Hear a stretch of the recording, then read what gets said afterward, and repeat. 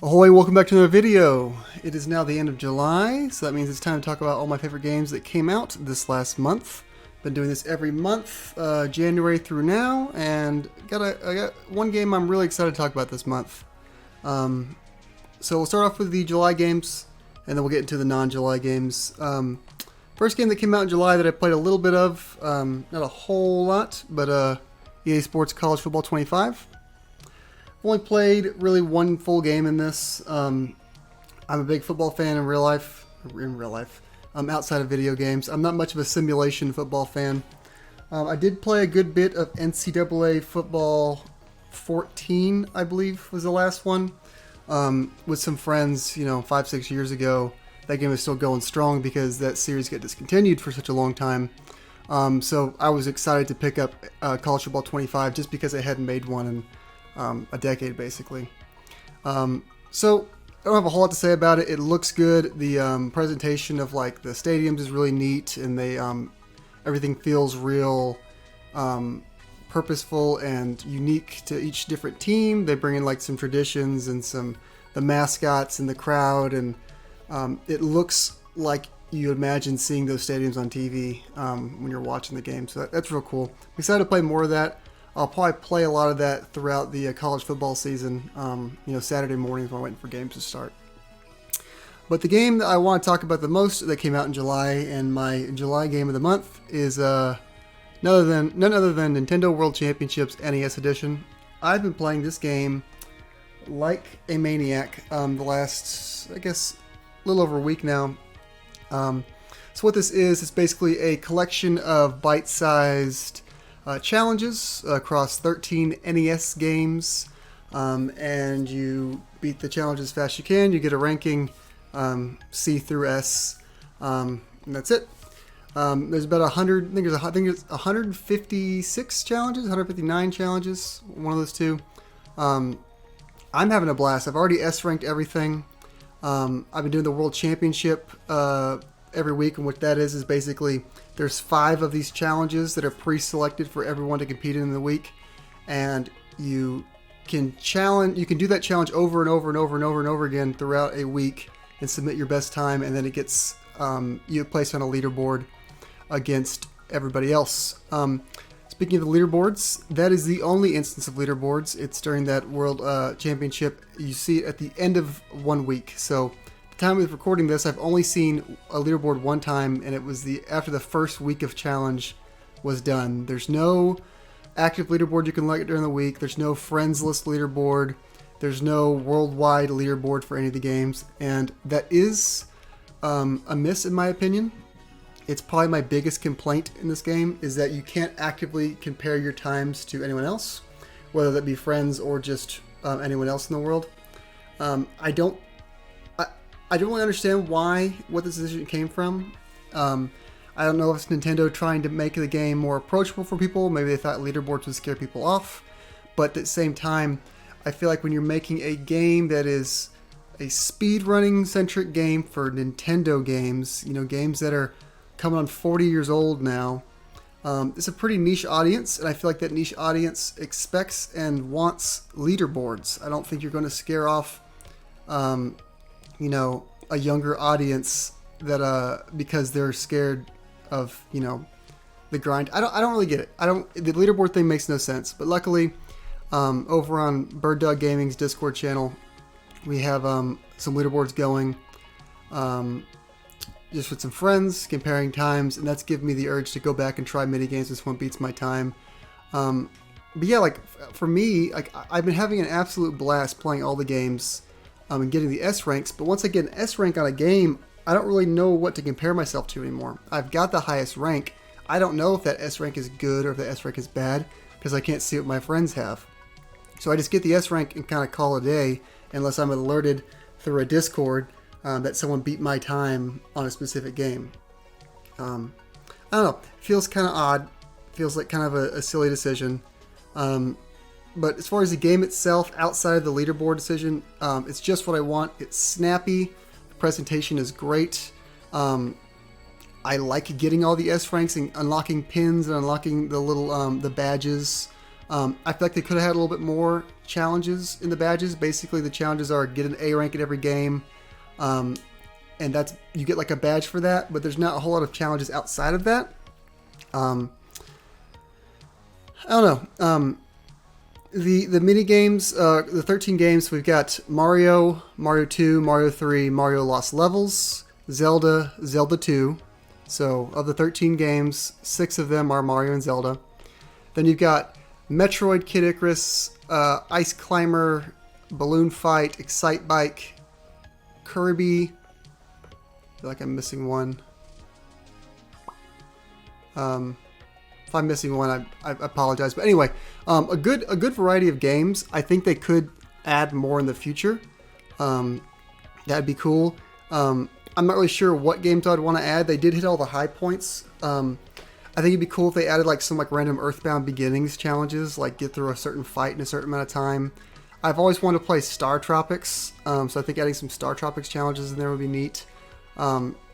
I don't know if they'll venture outside of first-party games. It seems like they're kind of focusing on the first-party titles for this. But, you know, there is some slight complaint within the games. Some of the challenges are really weird. There are some fun, replayable challenges that, you know, take anywhere from 10 to 20 seconds, you know, and they're engaging things. But some of them, there's actually a lot of challenges that are like 2 seconds, and it's like, do one thing, it's over. And you get an S rank. And I don't know, do I really want to do this one action hundreds of times to shred down like a millisecond? No, but I am more likely to do a minigame that's 20 seconds long and it takes me learning it and doing some more complex movements to shred it down a couple seconds. That sounds more fun to me. There is a healthy amount of that, but there's also a lot of the little fluff of the tiny short mini games that are not really worth my time or anyone's time for that matter. But yeah, the presentation's great. Games look great. If you play these games, you know what to expect. If you don't think this game's for you, it probably isn't. If you don't like NES games and if you don't like speedrunning, there's nothing else more than that. That's pretty much it. You're gonna speedrun NES games. There's no secret sauce that's hiding behind the curtain for people who don't like those things. The games are being emulated, I would say, authentically, but that does come with some drawbacks as well. Games like Metroid and Kirby have some inherent like chug when you do some stuff. Like Metroid, if you're jumping around too many enemies shooting your arm cannon, it'll like slow the frame rate down. You'll move real slow. Kirby, if you're trying to suck up more than 2 enemies at once, the game like comes to a standstill. So stuff like that's a little frustrating when you're doing a challenge that involves you doing those things, and the game slows down so much. And I get that's how the game performed originally, but I don't know if that's how I want to play with it now. And maybe it would be, you know, in bad practice to change that for people who do know these games and are used to that. It would feel weird to them to not have it. I don't know, but. Love the game. I want them to keep adding more games. I want them to add more challenges, and I'm going to keep doing the weekly challenges. Hopefully for the whole year. Hopefully it keeps me engaged the whole year because I really have been enjoying this game. So yeah, the only 2 games I got for June: College Football 25, Nintendo World Championships. Nintendo World Championships is my game of the month. Real quick though, I do want to show off the collectors. I did get the deluxe set for Nintendo World Championships. I made a short unboxing this, but I thought I'd show it off real quick here too. Let's see here. So, comes a little box here that holds a bunch of art cards for each of the games. Kind of funny, Kirby. I like this little Kirby sprite. Yeah, art cards, neat. It came with a box with a pin set. Some really cool pins. See if I can get the light to not glare on them. There we go. For Mario, Zelda, Metroid, Donkey Kong. Donkey Kong's the 13th game, I couldn't remember. And then an NES World Championship pin. And then the coolest part probably is an homage to the old Nintendo World Championships with the gold cartridge. Got a gold cartridge for this game. Pretty neat stuff. Comes with a little stand. It's got a little etching for each of the games there on the back. It's pretty neat. And it even comes with a little slip for the cartridge. So really cool packaging here. For a nerd like me, it doubles the price of the game. It goes from a $30 digital game to a $60 deluxe game. But for me, just having those knickknacks for my shelf makes my brain happy. I'll pay $30 for it. But yeah, NES World Championships, great game. Could be better. Hopefully it gets better. So let's talk about some games I played this month that did not come out this month. I would say the biggest one I would like to get into, it came out last month, and I just started it this month, was Super Monkey Ball Banana Rumble. As you can tell, I've got the Legendary Banana Edition. Ooh, just a little slip cover with a little guidebook thing in the game. You also get a nice little banana skin for the monkeys that I did not use. But yeah, Super Monkey Ball. It's a series I haven't played a whole hell of a lot of. The last Monkey Ball I remember playing was on the GameCube. I can't remember if it was 1 or 2. I had a friend who had it, and I would play it somewhat regularly with them, enough to be familiar with the game and how it works. But I haven't really been interested in like picking up any of the recent games. I don't know if there's a particular reason for that, or it just hasn't caught my attention. But I was hearing good things about this game at the end of last month, beginning of this month, and I decided to pick it up. And I honestly had a really good time. It was kind of scratching that same itch that Nintendo World Championships did with like finishing challenges quickly and getting a score down the time. So this game is really all about like physics. Like you're controlling a ball, or I guess are you controlling the level, or are you controlling the ball? I can't remember. But you're rolling a ball with a monkey in it through a course, collecting bananas, trying to get to through the traps and get through the goal. Each level, of which I believe there was 100 in the to roll credits. Each level has a objective to collect a certain amount of bananas, collect a gold banana that's normally harder to get to, or just beat the level quickly. And oftentimes that would mean you have to play each level multiple times. Very rarely could you get all 3 of them in one go, and if you could, that was normally the earlier levels when it was a little simpler. You basically had to play the levels in a different manner each time, which was fun. It made the game feel more playable, because some levels were fun to go through real methodically and slowly and get the bananas and be a little more risky and get the big bunch of 10 bananas or the gold banana. And then some levels were fun just to hold the B button. They added a new dash mechanic, so hold the B button to charge up a dash and just shoot off, hit some weird geometry and fly off across the level and try to like cheese it and beat it real fast. Some levels that would take me 20-30 seconds, if you shot off the booster the right way, you could pop over the edge and fly off and skip 90% of the level and beat it in 5 seconds. And I think that was one of the most fun parts of the game for me personally, was finding those levels that they know you're doing it, they want you to do it, but even doing it makes me feel like I kind of broke the game, like I cheated, which is a fun way to beat some levels. Towards the end, like I said, I haven't played the first 2 Monkey Balls in a long time, but I know they do get difficult, and this game does get difficult in the back half. I was 100%ing it for the first 4 or 5 worlds, and then after that, I was beating challenges as I could, but for the most part, I was just trying to beat a level through any means necessary, and most of the time that was using the cheese route, trying to cheese the levels. So I did get through it. I beat the game. And when you beat the game, you unlock like a remixed version of the world. You can play the game again, but with like harder, different versions of the original 10 worlds.